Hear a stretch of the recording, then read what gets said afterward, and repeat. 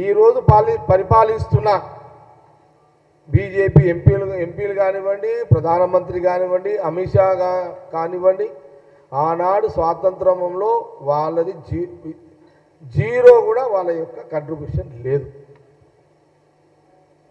Zero. ప్రధానమంత్రి లేకపోతే అమిత్ షా లేదా బీజేపీ ఇప్పుడు సెంట్రల్ మినిస్టర్ల వాళ్ళ తల్లిదండ్రులకు అడిగితే వాళ్ళు చెప్తారు ఏమని, ఆనాడు మహాత్మా గాంధీ, జవహర్లాల్ నెహ్రూ, మోతీలాల్ నెహ్రూ వారి త్యాగాలు, వాళ్ళ ఆస్తుల త్యాగము వాళ్ళ తల్లిదండ్రులకు తెలుసు.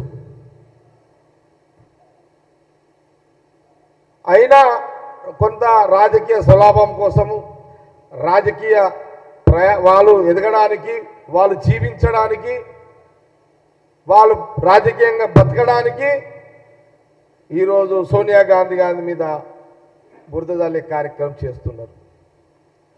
ధర్మం అంటారు, వేదాలు మాట్లాడతారు, శాస్త్రాలు మాట్లాడతారు బీజేపీ నాయకులు. ధర్మం గురించి బాగా గొప్పగా మాట్లాడుతారు మాటలు వీళ్ళు. ధర్మం గురించి మాట్లాడే బీజేపీ నాయకులారా, శాస్త్రాలు చెప్పే బీజేపీ నాయకులారా, హిందూ సాంప్రదాయము గురించి పెద్ద పెద్ద ఉపన్యాసాలు ఇస్తున్న బీజేపీ నాయకులారా, మీకు తెలియదా వారసత్వాలు ఎట్లుంటాయో? ఈ భారతదేశము మన యొక్క సాంప్రదాయము, భర్త ఒక కులము, భార్య ఒక కులము. భర్త ఒక కులం అయితే భార్య ఏ కులమైనా సరే, ఒక ఆడ కూతురు, ఒక ఆడ మనిషి, ఒక మగ ఒక అతన్ని మ్యారేజ్ చేసుకున్న తర్వాత ఈమె ఏ కులమైనా భర్త కులమే అవుతుంది. ఇది చరిత్ర. ఈ జ్ఞానం కూడా వీళ్ళకు లేదు. ఏం మనుషులా వీళ్ళు? మనుషులా వీళ్ళు? వీళ్ళ జ్ఞానాలు ఏ మనుషులు వీళ్ళు?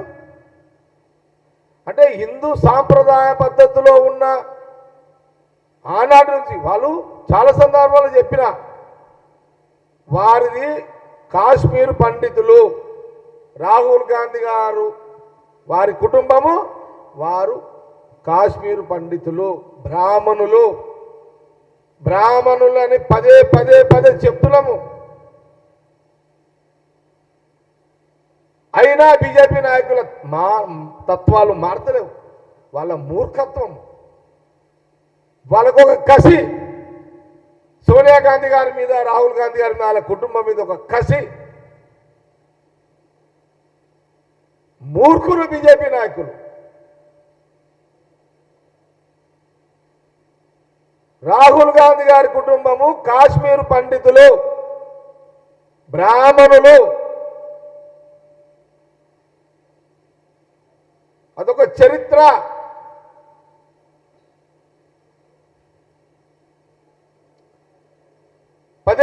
పదే కాంగ్రెస్ పార్టీ చెప్తూనే ఉన్నాం.